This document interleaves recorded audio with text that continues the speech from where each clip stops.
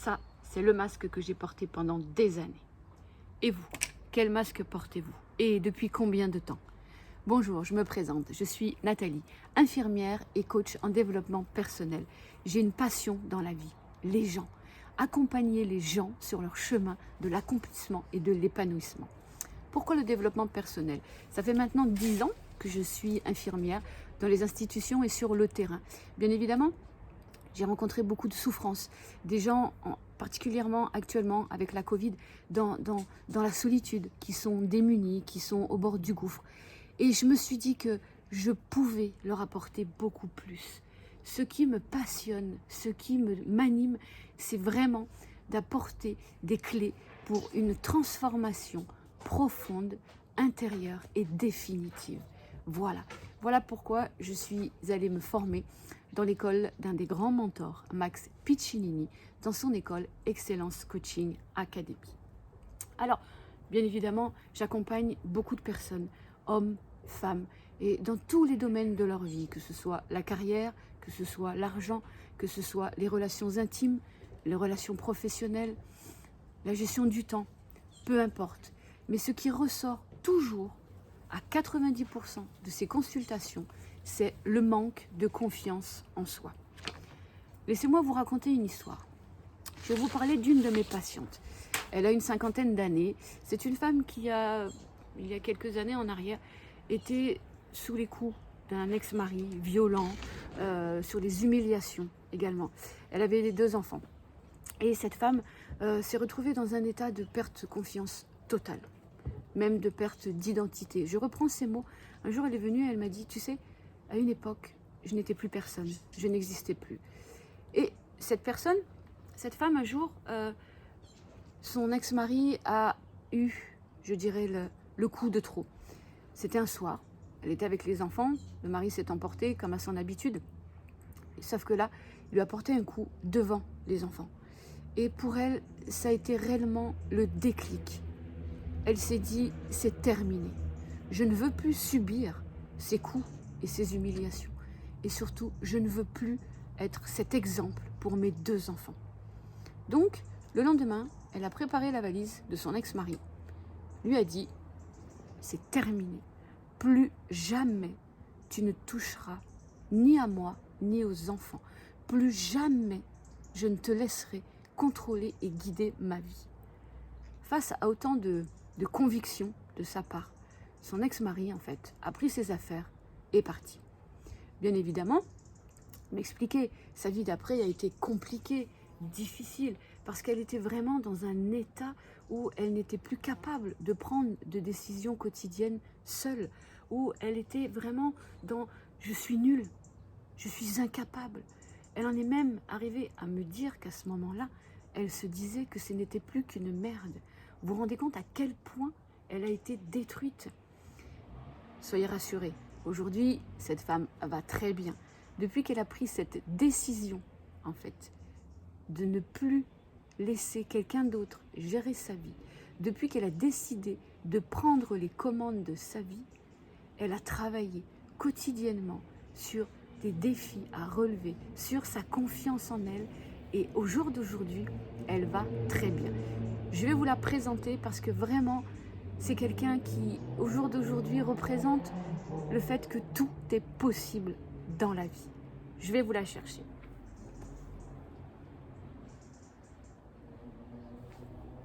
Et oui, cette femme, c'est moi, tout simplement. Et je peux vous garantir qu'au jour d'aujourd'hui, il y a bien quelque chose dont je suis certaine, c'est que dans la vie, tout est possible. Alors en effet, j'ai galéré, j'ai mis du temps. C'est pour ça que dans cette vidéo, je vais vous offrir 5 clés qui vont vous permettre de récupérer une confiance en vous illimitée et qui vont vous faire gagner du temps. Moi, je n'avais pas ces clés à l'époque, j'ai mis du temps. Maintenant, vous allez pouvoir récupérer votre confiance en quelques semaines. Donc, nous allons commencer. Première clé, le pouvoir de la visualisation. Alors, qu'est-ce que la visualisation?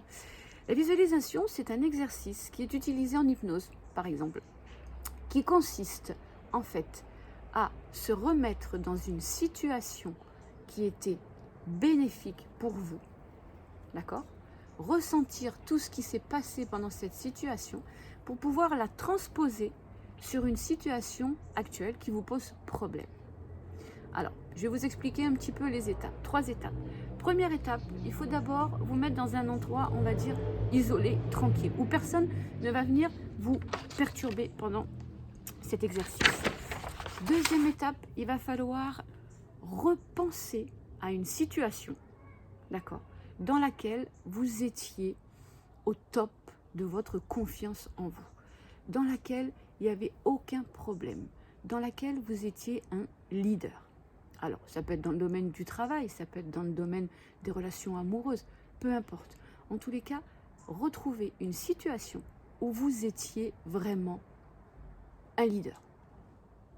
Deuxième étape importante, c'est revivre cette situation. Repenser la situation est une chose.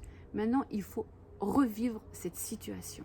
Pourquoi? Parce que tout changement ne s'effectue que par les émotions. C'est-à-dire que le cerveau repense, d'accord, et le cœur, lui, va ressentir, revivre les choses. On est bien d'accord que seules les émotions vont vous faire changer, vont vous faire vivre quelque chose. Donc, pour revivre cette situation, il faut essayer de retrouver le plus de détails possible, que ce soit au niveau de l'endroit, des personnes et surtout de ce que vous avez ressenti. Le primordial, c'est ce que vous avez ressenti. Je sais pas, peut-être de la fierté, peut-être de la chaleur, peut-être un sourire, peut-être de la joie. En tous les cas, voilà, il faut vraiment revivre cette situation le plus profondément possible. Une fois que vous avez revécu les émotions et que vous êtes dans cette situation, maintenant, repensez à la situation actuelle qui vous met au défi. D'accord? Et conjuguez votre état émotionnel, je dirais, de leader avec l'idée de cette nouvelle situation. Et vous verrez qu'à ce moment-là, cette situation qui vous paraissait insurmontable, maintenant, vous allez voir l'approcher différemment. Ça, c'est une première clé qui est puissante, que vous pouvez et que vous devez utiliser chaque fois que vous vous retrouvez face à un challenge à relever. Chaque fois que vous vous sentez pas bien, chaque fois que vous vous dites « Ouh là là, je ne vais pas y arriver, je ne vais pas le faire », utilisez cet exercice et vous allez voir, il a un pouvoir extraordinaire. Deuxième clé, ça s'appelle élever son état émotionnel. Je vous explique. Vous avez peut-être déjà entendu parler, vous savez, de ces petits ateliers qui se font pour les enfants où on construit une table, une chaise immense, de façon à ce que nous, en tant qu'adultes, on prenne conscience qu'un enfant, du haut de ses 1 an, en fait, voit les choses vraiment très très grandes. Et bien, pour votre état émotionnel et votre défi à relever, c'est exactement la même chose. En effet, si vous êtes dans un état émotionnel bas, je explique, vous êtes déprimé, fatigué, triste, la moindre petite épreuve, le moindre petit défi va vous paraître insurmontable. Alors que si vous avez la niaque, que si vous avez la forme, que si vous êtes confiant, ce défi va vous paraître facilement réalisable. C'est exactement la même chose. Donc, pour élever cet état émotionnel, je vais vous donner 3 facteurs importants à travailler au quotidien. Le premier facteur, c'est votre posture. En effet, je vous explique. Si vous êtes dans la rue, avec les épaules en avant, la tête vers le bas, le regard en bas, il est clair que vous n'avez rien d'un leader. Donc, rien de quelqu'un qui est dans un état émotionnel élevé. D'accord? Il faut déjà commencer par vous redresser. Voilà. Relevez les épaules, la tête droite. Bien évidemment, il ne s'agit pas de snober les gens. Aucun intérêt. Simplement d'être là, d'être en alignement, en adéquation avec qui vous êtes à l'intérieur. Vraiment, le côté « je suis là ». D'accord?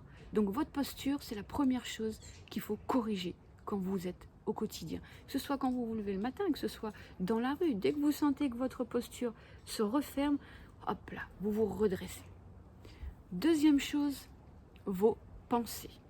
Alors, vos pensées, il faut savoir que quand on est dans un état émotionnel bas, évidemment, nos pensées sont plutôt négatives, tristes, sans vraiment aucun intérêt. C'est plutôt « je suis pas bien »,« ça va pas »,« j'ai pas de chance ». On est bien d'accord? Donc, petite astuce, dès que vous avez ce genre de pensée qui vient, hop, vous dites non, stop, stop, j'arrête toutes ces pensées. Tout va bien, je vais bien, il fait beau, la vie est belle. Et vous remplacez les mauvaises pensées par des bonnes pensées positives. On est bien d'accord? Donc, la posture, la pensée, et maintenant, le troisième facteur, c'est votre focus. Il faut savoir que votre cerveau a toujours tendance, parce qu'il veut vous protéger, à se souvenir de ce qui va bien, des échecs que vous avez eus. Et là, c'est pareil, c'est vous qui décidez, c'est vous qui dites stop. Maintenant, mon focus va se porter sur ce que j'ai réussi, sur ce que je décide. Ok? Donc, si vous combinez ces trois facteurs, la posture, je vais bien, il fait beau et je suis un gagnant, je vais réussir, je peux vous garantir que si vous pratiquez en fait cet état émotionnel élevé tous les jours, plusieurs fois par jour, il va devenir une habitude. Dès le matin, au réveil, hop, vous vous levez, vous vous redressez, vous vous dites aujourd'hui, ma journée, elle est bonne. Aujourd'hui, je suis un gagnant, je suis un leader, c'est décidé. Vous verrez, rien que ça, votre quotidien déjà va changer. Clé numéro 3. Se donner de l'amour. Alors, se donner de l'amour. On est tous une réserve d'amour. Tous. Sauf que on a plus tendance à donner de l'amour aux autres. Mais il faut déjà se donner de l'amour à soi-même. N'oubliez pas une chose, la personne la plus importante dans votre vie, c'est vous. Ce n'est que vous. Et oui, comment donner de l'amour aux gens si vous ne vous en donnez pas à vous-même? Comment vous aimer? C'est pas possible. Donc, ça passe par toutes les petites attentions que vous pouvez trouver, que vous pouvez aimer. Alors, nous, les dames, c'est vrai qu'on a plus le petit coiffeur, le petit maquillage, le petit massage, le petit soin de peau. Les hommes aussi maintenant. Mais voilà, ce sont toutes ces petites attentions, toutes ces petites actions de bienveillance à votre égard, d'accord, qui vont faire que vous allez vous sentir aimé. Vous allez vous sentir réconforté. Et ça, c'est primordial. D'accord? Sachez que, comme je vous ai dit, c'est votre état émotionnel qui va conditionner, en fait, votre transformation. D'accord? Donc, pour pouvoir être en pleine transformation, en pleine évolution, il faut que vous soyez heureux, soulagé et aimé. Voilà. Donc, au lieu d'attendre l'amour de quelqu'un d'autre, prenez-le, vous en avez, donnez-vous-en, c'est tout simple. Quatrième clé. Alors, là, c'est un sujet un peu plus difficile parce que c'est quelque chose, malheureusement, qu'on a tous l'habitude de faire. Je vous explique. Le jugement, la critique et la comparaison. Et oui, c'est facile de juger, de critiquer. C'est facile de dire « Ah, regarde, ah, elle comme elle est, ah, regarde ». C'est très facile. Mais dites-vous bien une chose. Le jugement et la critique ne vous apportent rien du tout. Absolument rien. Et encore, c'est même encore pire que ça. Parce que je vais vous apprendre quelque chose. La personne que vous critiquez, en réalité, c'est pas l'autre, mais c'est vous. En effet, l'autre personne est votre miroir. Donc, si à un moment donné, vous avez l'envie de critiquer quelqu'un sur quelque chose, arrêtez-vous. Pensez à la critique que vous alliez donner et dites-vous pourquoi j'allais critiquer ça? Pourquoi est-ce que j'allais dire ça sur cette personne? Pourquoi est-ce que j'allais juger son comportement? Peut-être que c'est pour moi. Peut-être que c'est moi, en fait, qui ai un petit souci avec son problème, avec son image, mais en rapport avec moi. Donc, stop. Plus de critique, plus de jugement. Quant à la comparaison, c'est l'ennemi de la reprise de confiance en soi. Pourquoi? Parce que pour se comparer, ça veut dire qu'il faut d'autres personnes. On est d'accord? Et se comparer engendre la notion de supériorité et d'infériorité, ce qui est totalement subjectif. Personne n'est supérieur ou inférieur à quelqu'un. Vous pouvez en effet avoir des connaissances et des compétences plus développées dans un domaine que dans un autre, mais votre voisin, lui, ce sera aussi dans un autre domaine plus que vous et moins que vous dans un autre. Donc, aucun intérêt. D'accord? La prise de confiance en soi, c'est par rapport à soi, par rapport à l'harmonie et l'alignement entre ses pensées, ses valeurs et ses actions, mais aucunement par rapport à ce que l'autre connaît, sait ou est capable de faire. Donc, s'il vous plaît, à partir d'aujourd'hui, plus de jugement, plus de critique et plus de comparaison. Terminez tout ça. Maintenant, je vais passer à la 5e clé et dernière clé, qui est ce qu'on appelle sortir de sa zone de confort. Alors, sortir de sa zone de confort veut dire quoi? On est d'accord, à partir du moment où vous avez un petit défi à relever, vous allez avoir peur. Vous pouvez avoir peur, vous pouvez avoir les mains qui tremblent, vous pouvez avoir la respiration qui s'accélère. C'est tout à fait normal. Et oui, votre cerveau est là pour vous dire « Attention, il y a un danger, tu connais pas, tu sais pas, fais gaffe ». C'est tout à fait normal. Là où ça devient compliqué, c'est quand c'est la peur qui va prendre le dessus. D'accord? Et c'est là où vous devez sortir de votre zone de confort et aller au bout de l'action. Passer au-delà de votre peur. Parce que vous savez, derrière la peur se cache le bonheur. En effet, si vous devez accomplir quelque chose qui vous fait peur, accomplissez-le. Et après, vous aurez le bonheur de l'avoir accompli, en plus du bonheur de l'action que ça va engendrer, bien évidemment. Donc surtout, prenez cette habitude de trouver tous les jours une petite action, peu importe. Pour certaines personnes, ça doit être des choses vraiment extraordinaires. Pour d'autres, ça va paraître simple, comme aller chercher le pain tout seul ou passer un coup de téléphone. Peu importe, pas de jugement, pas de critique, n'oubliez pas. Ce qui est important, c'est que ça vous sorte de votre zone de confort. C'est ça le plus important. Donc, tous les jours, sortez de votre zone de confort. Prenez-en conscience et surtout, félicitez-vous de l'avoir fait. Et oui, parce que petite victoire à petite victoire, pas à pas, quotidiennement, vous allez arriver à la grande victoire que vous voulez atteindre. Voilà, cette vidéo est maintenant terminée. Je sais que ces 5 clés vont vous être très utiles. Je me réjouis, mais vraiment réjouis à l'avance de savoir ce que ça a pu vous apporter. Donc, n'hésitez pas, commentez et partagez cette vidéo à 3 personnes qui, à votre avis, auraient peut-être besoin de reprendre confiance en elles.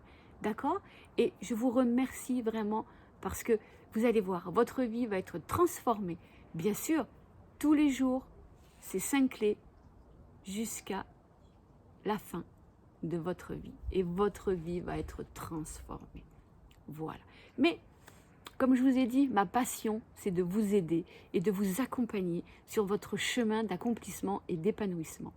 Donc, j'ai une autre petite surprise pour vous. Donc, cliquez sur le lien en dessus ou en dessous, je ne sais pas où il est, et vous aurez une autre petite surprise gratuite pour vous accompagner encore sur le chemin de votre développement.